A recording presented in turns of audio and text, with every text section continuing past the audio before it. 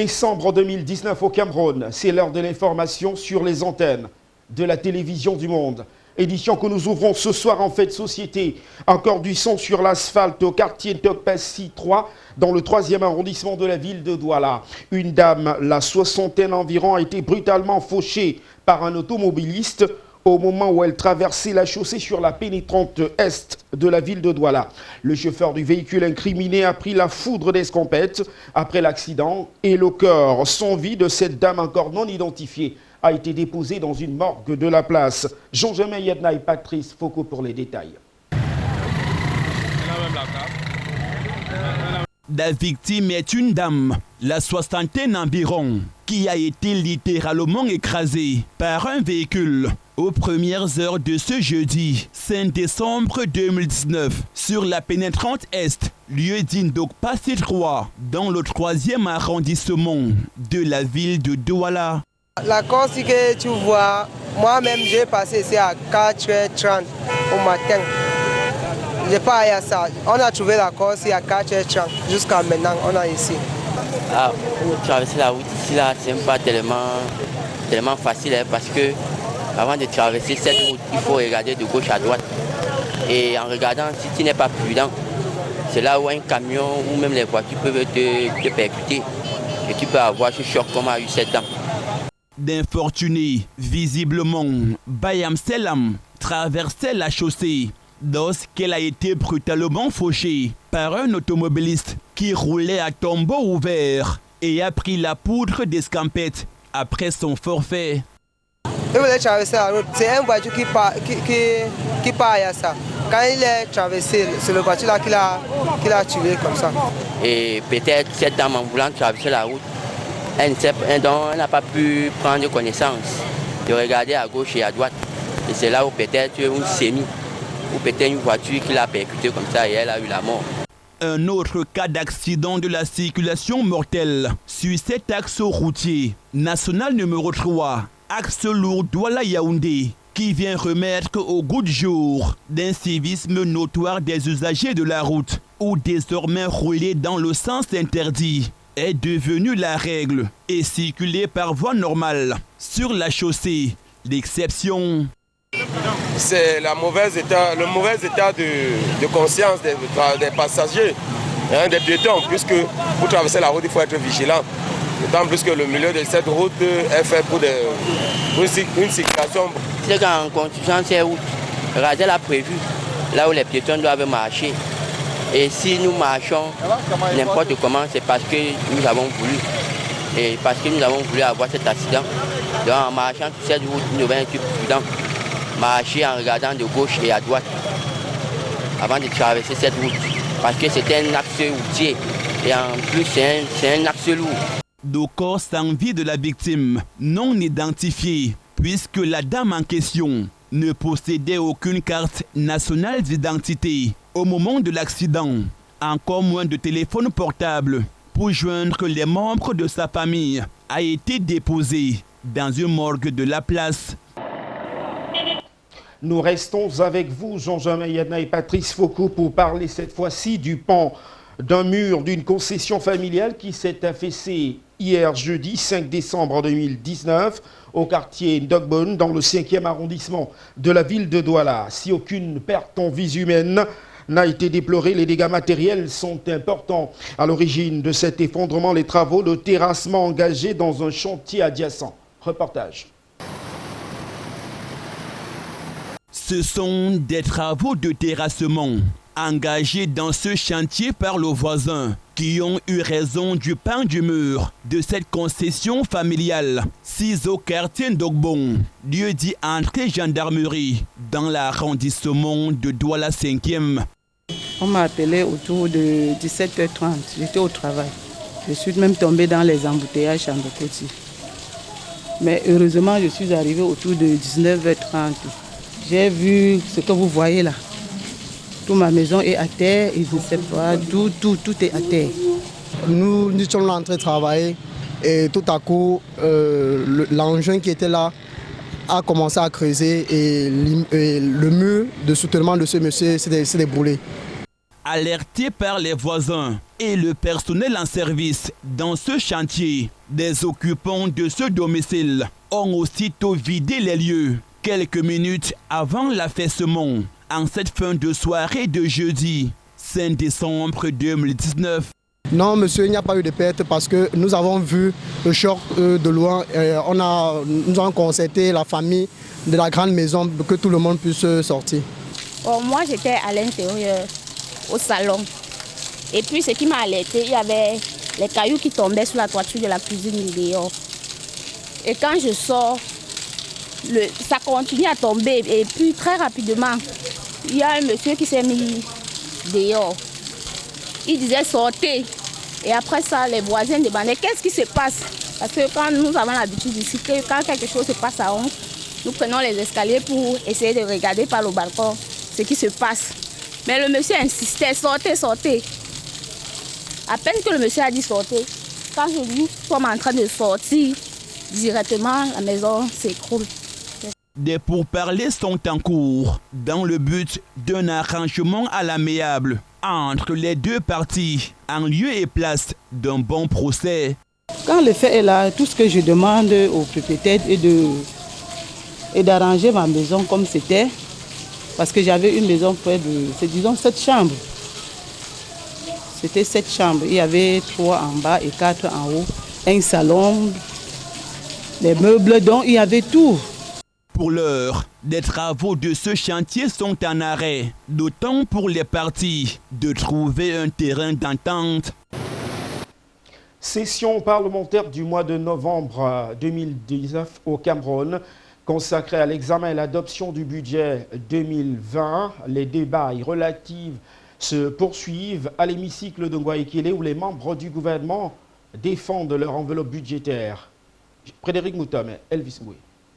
Sur la table des députés, depuis plusieurs jours, le projet de loi des finances 2020 fait l'objet des débats et autres discussions. Dans ces échanges plutôt houleux entre parlementaires, les membres du gouvernement sont fortement sollicités, chacun venant défendre son enveloppe budgétaire pour l'exercice 2020. Parmi eux, Paul Atangandji de l'administration territoriale qui a fermement invité les députés à valider l'enveloppe de plus de 30 milliards de francs CFA pour l'organisation du double scrutin municipal et législatif du 9 février 2020 prochain au regard du dispositif d'appui sécuritaire à déployer sur le terrain. Donc il faut protéger les démembrements de l'ECAM. Il faut sécuriser le staff de l'ECAM parce que les élections municipales, c'est les élections de proximité qui se tiennent au niveau des arrondissements. Les élections législatives se tiennent au niveau des départements. Donc je crois que nous avons clarifié, nous avons rassuré la représentation nationale que le budget qui est de 30 milliards, environ 500 millions de francs, sera utilisé rationnellement pour accomplir les missions assignées par le chef de l'État et sous la supervision du premier ministre chef du gouvernement.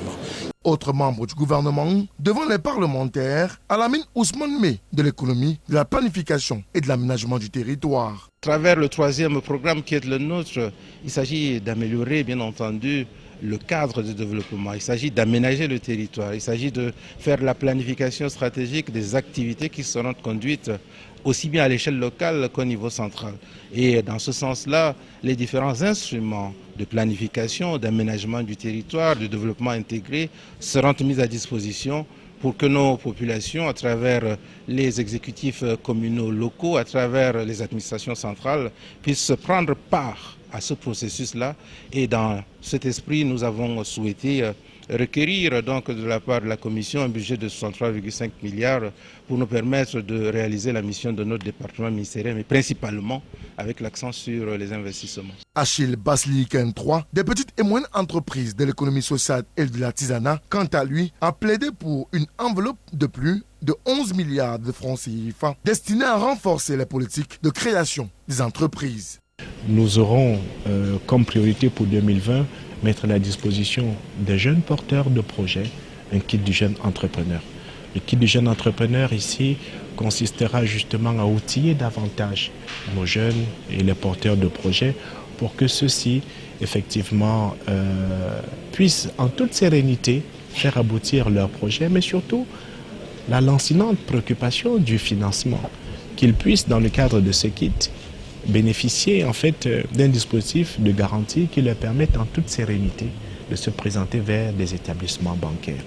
Sur le perchoir de l'Assemblée nationale du Cameroun, Luc Maglan-Barga Tangana du commerce a défendu la cause de la zone de libre-échange continentale. L'année 2020 sera marquée par l'opérationnalisation effective de la zone de libre-échange continentale africaine. C'est un élément extrêmement important, en ce sens que nous allons enfin avoir à disposition un marché vaste d'1,2 milliard de consommateurs ouverts à nos produits, même si cette évolution, cette ouverture se fera de manière progressive. Mais enfin, c'est un fait marquant que cette opérationnalisation de la zone de libre-échange continentale africaine. Donc c'est un élément qui va peser dans notre stratégie au plan extérieur. Il reste qu'au plan intérieur, nous avons pour objectif, c'est ce que j'appelle les grands axes, l'assainissement, la poursuite, le renforcement et la consolidation de l'assainissement de l'espace économique national. Le ministère des Arts et de la Culture n'est pas en reste. Il a axé ses priorités sur 3 domaines forts et majeurs. Près de 5 milliards 116 millions va permettre aux responsables du ministère des Arts et de la Culture de développer des actions, des activités conformes aux missions assignées à nos départements ministériels à travers 3 programmes que sont la conservation de l'art et de la culture camerounais, le renforcement de l'appareil de production des biens et services culturels et la gouvernance et l'appui institutionnel au sous-secteur art et culture. Et c'est les activités à développer. Les échanges et discussions se poursuivent à l'hémicycle des Verts de Ngouekele entre les députés et les membres du gouvernement en attendant la conclusion avec l'adoption de ce projet de loi de finances 2020 équilibré en recettes et en dépenses à la somme de 4 951,7 milliards de nos francs CFA. Le président de la République du Cameroun, son Excellence Paul Biya, a ordonné le déblocage de 9,5 milliards de francs CFA pour booster les activités de Pamol Plantation. Cet argent servira à la restructuration de cette entreprise détenue à hauteur de 50% par l'État du Cameroun et qui traverse des heures sombres. Praxed Toulou pour les détails. Le président Paul Biya met à la disposition de la société Pamol l'un des fleurons de l'agro-industrie camerounaise spécialisée dans l'exploitation du palmier à huile et de l'EVA à la somme de 9,5 milliards de francs CFA. L'annonce a été faite selon un tweet posté par la CRTV, l'opérateur du service public de l'audiovisuel au Cameroun. Pour le patron de l'État du Cameroun, cet argent va servir à la reconstruction de l'usine d'huile de palme, la rendre plus moderne au lendemain des zones de turbulence qu'elle traverse depuis 2010 à travers un déficit de 8,2 milliards de francs CFA, une dette fiscale de 3,7 millions de francs CFA et en 2017, la crise sociopolitique enregistrée dans la région du Sud-Ouest où l'entreprise a été en proie à la destruction de ses installations par des milices séparatistes. Cette enveloppe allouée par le chef de l'État du Cameroun est une première solution pour la restructuration de cette entreprise, mais surtout, elle sera une porte d'issue pour les 2000 petits planteurs dont la survie économique dépend de Pamol et qui broient du noir depuis quelques années suite à des salaires impayés du fait des péripéties dont l'entreprise est en proie. Mouvement au sein de la Grande Muette, le chef des armées, Paul Biya, a procédé hier à la nomination des nouveaux responsables au sein des forces de défense du Cameroun. Évocation avec Zobel Apollinaire Bon.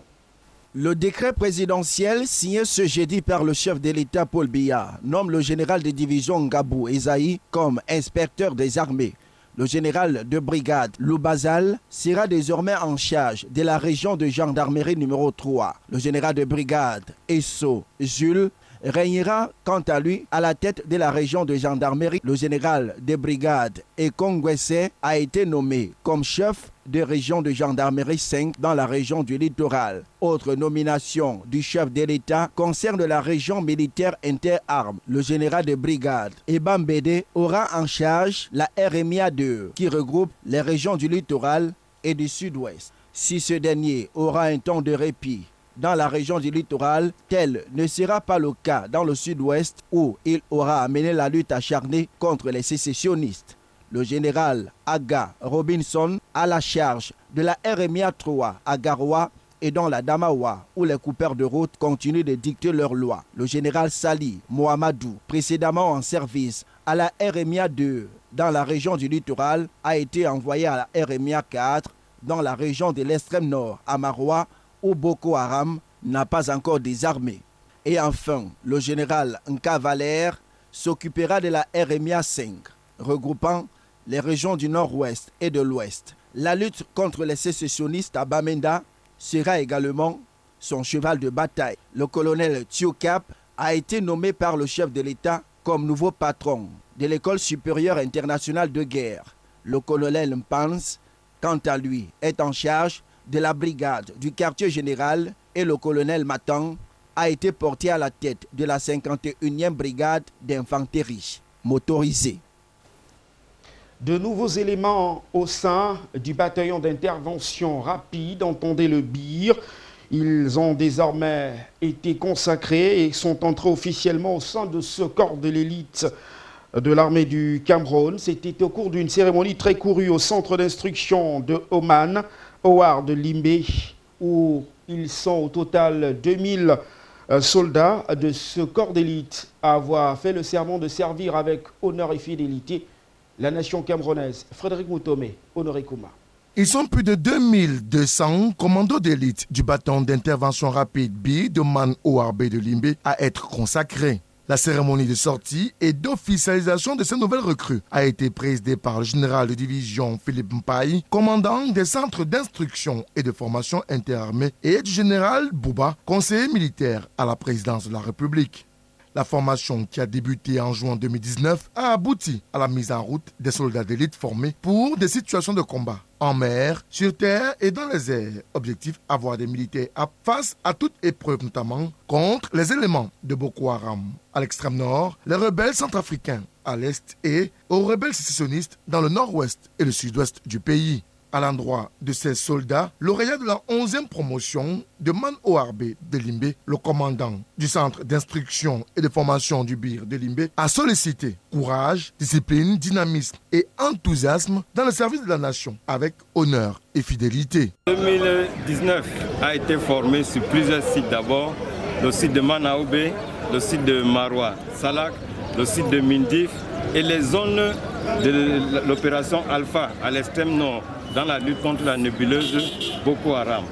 Et ils ont développé des savoir-être et savoir-faire, leur permettant d'être des chefs d'équipe. Au travers de cette formation, les soldats ont été entraînés en développant leurs capacités physiques, intellectuelles, morales, leur permettant d'être patriotes, c'est-à-dire la formation patriotique, leur permettant de défendre le Cameroun. Nous pouvons dire que ces soldats sont particuliers dans la mesure où ils ont allié le concept instruction-opération. Ils ont été instruits, formés pour les opérations. Et le Cameroun étant engagé sur plusieurs fronts, dans le nord, au sud, à l'est et à l'ouest, ces soldats donneront un plus dans la résolution des différents conflits ou bien des différentes batailles que nous connaissons sur le terrain. Ils sont prêts à endiguer la menace terroriste qui fait partie du conflit asymétrique que le Cameroun connaît de nos jours. En cette occasion, les plus méritants, pour la plupart majors, soit 10, ont reçu le diplôme d'aptitude de main du général Philippe Mpaï et de quelques personnalités venues rehausser l'éclat de cette cérémonie. Précisons que 2317 recrues ont pris part à cette formation pour le CAT 1. 5 ont répondu absents pour des raisons diverses, 54 ont été recalés pour des manquements graves observés sur les plans physiques, intellectuels, moraux et sanitaires et un décès enregistré durant la formation. Au finish, 2205 ont brillamment réussi les tests d'aptitude pour leur accession dans la grande famille du bâton d'intervention rapide.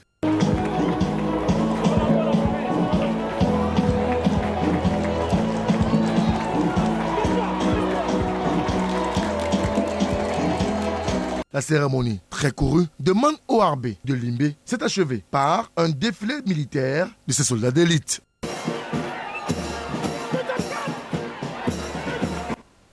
Le régiment d'artillerie Sol-Sol de la ville de Nkonsamba, chef-lieu du département du Mungo, c'est dans la région du littoral au Cameroun, a ouvert ses portes civiles. L'occasion pour les curieux de découvrir les merveilles de l'armée camerounaise. Zobel Apollinaire Bon, Château N-Vallon. En ce 4 décembre 2019, à l'occasion des journées portes ouvertes.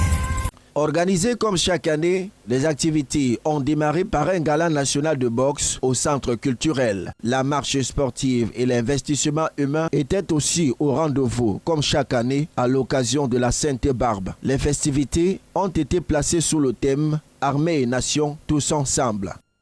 Nous organisons ces journées portes ouvertes pour renforcer les liens armée-nation. Et à cet effet, les civils, n'importe qui peut entrer et venir poser les questions qui les rongent depuis. À cette journée portes ouvertes, nous pouvons répondre à toutes les questions des civils pour leur permettre de maîtriser mieux le régiment d'artillerie Sol-Sol qui est implanté ici en Nkonsamba et dont les militaires cohabitent avec les civils. Une finale de football, la remise des récompenses et des dons ont également apporté une couleur particulière à ces journées portes ouvertes. Je suis ici pour visiter les différents ateliers, puisque ça se joue journée portes ouvertes pour l'armée ici à Nkonsamba. Je suis là pour visiter les différents ateliers afin de me fournir à moi-même les propres connaissances, puisque je suis passionné par l'armée, donc je visite un peu pour voir comment ça fonctionne et ce qui est là avec ma copine là, puisque c'est bon. La soirée de gala est venue mettre fin aux festivités. Les visiteurs sont partis de toutes parts pour venir partager ces moments importants de communion. Ce qui m'a le plus marqué, c'est le dynamisme des militaires et la façon dans laquelle ils se prennent pour déployer leurs forces au niveau des fronts. Le rendez-vous a été pris pour l'année prochaine. On en vient actuellement à l'activité hors de nos frontières, où l'actualité reste marquée par cet activiste nigérien Omoyele Sowore, désormais libre de tout mouvement. Un tribunal nigérien a ordonné hier à l'agence de sécurité de l'État de libérer dans les 24 heures le militant resté en détention malgré sa libération sous caution. Africa News nous en dit davantage. L'activiste nigérian Omoyele Sowore, désormais libre de ses mouvements. Un tribunal nigérien a ordonné jeudi à l'agence de sécurité de l'État de libérer dans les 24 heures le militant resté en détention malgré sa libération sous caution. Il s'est présenté comme candidat indépendant aux élections de 2018 remportées par le président Muhammadu Buhari et a été arrêté en août pour avoir appelé à une révolution. En septembre, Sowore a plaidé non coupable à des accusations de trahison, de blanchiment d'argent et de harcèlement du président de la République. Il a été libéré sous caution le 4 octobre mais n'a pas été remis en liberté par le département de la sûreté de l'État qui a prétendu que les conditions de sa libération n'avaient pas été remplies. Le mois dernier, les partisans de Sowore ont accusé l'agence de sécurité d'avoir ouvert le feu sur des personnes non armées lors d'une manifestation pacifique demandant sa libération. Son maintien en détention a donné lieu à des critiques à l'encontre de l'administration Buhari. Les opposants nigérians estiment que les droits humains ont été bafoués dans cette affaire, de même que le cas du dirigeant du mouvement islamique au Nigeria détenu depuis 2015 sans procès. Aux Seychelles, le blanchiment des coraux menace l'existence même de l'archipel. En effet, l'océan qui absorbe de la chaleur et du gaz carbonique augmente en température et devient plus acide. Euronews.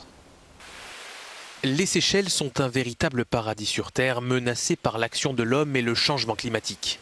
L'océan, qui absorbe de la chaleur et du CO2, augmente en température et devient plus acide. Cela provoque le blanchissement et la destruction des récifs coralliens sensibles. À Beauvallon, nous avons rencontré Rafaela et Nora qui sont responsables de la restauration de ces coraux auprès d'une ONG locale. Il y a eu des phénomènes de blanchissement majeurs en 1998 et en 2016. 90% des coraux de l'île sont morts. Lorsque vous plongez, vous pouvez voir que la plupart des récifs coralliens sont morts. C'est presque comme un cimetière de corail. Pour sauver les récifs, ces activistes construisent des pépinières artificielles afin de faire pousser des coraux qui seront réimplantés. La mort des récifs peut provoquer l'effondrement de l'ensemble de l'écosystème marin, nuire à la pêche et à l'écotourisme et même menacer davantage les zones côtières.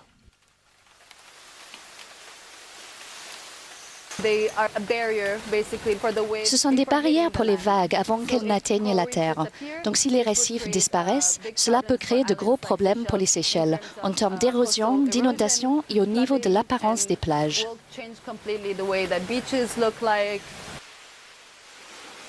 Le blanchissement des coraux n'est qu'un exemple parmi d'autres de l'impact du réchauffement des océans sur les écosystèmes marins et sur les communautés côtières du monde entier. Les experts de l'ONU ont clairement indiqué que le réchauffement planétaire au-delà de 1,5 degré allait modifier radicalement les océans, les calottes glaciaires et les glaciers. Les scientifiques appellent à une action urgente pour réduire les émissions et aider les plus vulnérables. Les tempêtes, les pluies intenses et le réchauffement des océans posent des risques existentiels aux petits États insulaires en développement où un tiers de la population vit près du rivage. Comme l'indique le groupe d'experts intergouvernemental sur les changements climatiques des Nations Unies, la destruction des coraux en eau chaude et la montée du niveau de la mer au cours des prochaines décennies peuvent avoir pour conséquence de rayer certains peuples de la carte. En sport, nous parlons de la 12e journée du championnat national Elite One au Cameroun. Le leader Coton Sport de Garoua reçoit Eding Sport de la Léquier dans son fief dimanche prochain, tandis que son dauphin ira dans le centre affronter Dragon de Yaoundé. Les combinaisons de cette 12e journée, c'est avec vous, Georges Wafou. Sa belle performance, 2-1 ce jeudi contre Bamboutos FC de Bouddha. Le leader Coton Sport de Garoua joue la 12e journée ce week-end et sera en opposition contre la formation de Eding Sport de la Léquier. Avec 21 points au compteur, les cotonculteurs ont une nouvelle occasion d'engranger 3 points devant leur adversaire du jour puisqu'ils évoluent à domicile devant leurs supporters. Le dernier au classement AS Fortuna se déplace dans le sud, affronter la Colombe du Djailobo, tandis que dans la région de l'ouest, les amoureux du ballon rond auront un derby ce dimanche entre Fauve de Baham et la Panthère du Ndé. Léger avantage tout de même à la Panthère du Ndé, qui n'a concédé jusqu'ici qu'une seule défaite depuis le début de ce championnat, ce qui n'est pas le cas de Fauve de Baham. Le dauphin au classement Avion Academy ira dans le centre, tenter d'obtenir un bon résultat devant Dragon de Yaoundé et rester tout près du leader Coton Sport de Garoua. Par contre, rien ne va plus pour Bamboutos FC de Bouddha, qui n'a plus gagné un seul match depuis le 10 novembre. Ce dimanche, il attend UMS de Lom dans son fief pour essayer de relever la tête de l'eau. À l'ouest, Fetcho de Banjoun reçoit PWG de Bamenda. Pareil pour Tonnet de Yaoundé, qui attend U-Sport Academy dans le centre et essaie de confirmer son bon résultat, 1-0 obtenu cette semaine devant Eding Sport de la Léquier. Dans le littoral, Stade Renard de Melon, Union Sportive de Douala reçoivent respectivement les formations d'APGS Academy et Canon de Yaoundé.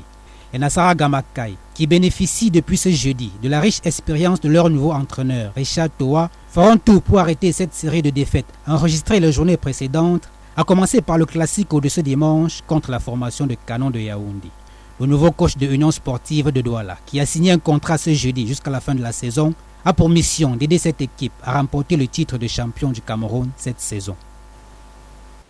Et c'est avec cette combinaison de la 12e journée du championnat national Elite One au Cameroun que nous mettons un terme à cette édition de l'information ce soir.